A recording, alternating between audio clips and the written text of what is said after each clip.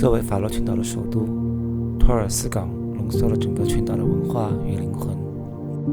而在我剩下的旅程中，我也选择了这里作为据点。它是世界上最小的首都之一，城市不大，却有着生活的温度。在经过了几天的奔波之后，今天决定就留在城市里面，整理一下行李，也放松一下心情，让自己好好休息一下。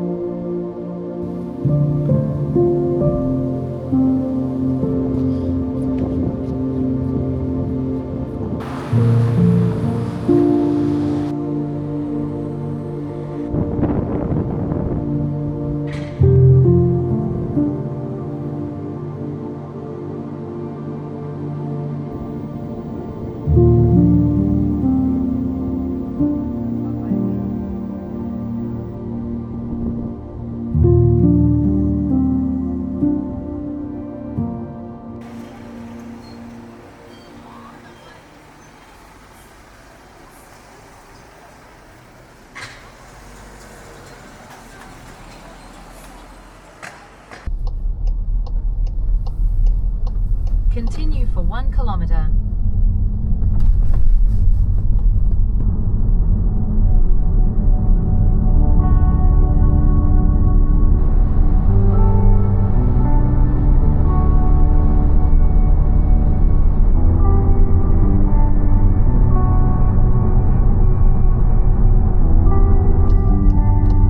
Continue on Route 57 for 2 kilometers.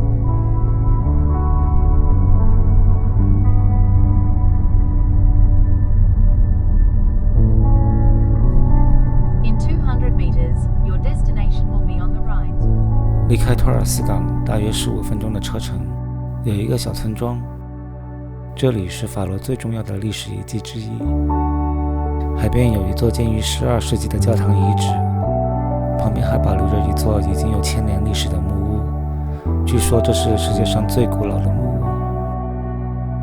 木屋里住着同一个家族，他们在这里生活已经了20多代，从维京时代一直到今天。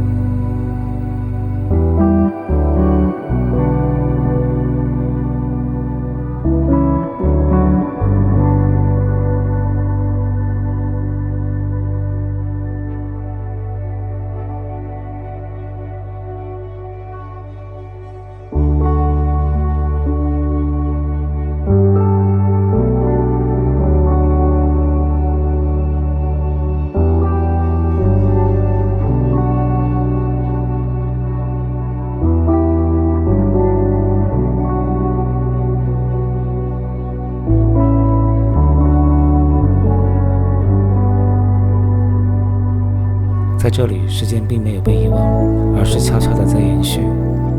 站在这里，望向大西洋，海风吹来，带着一丝的寒意，仿佛都能闻到岁月的气息，以及那些被时间带走的故事。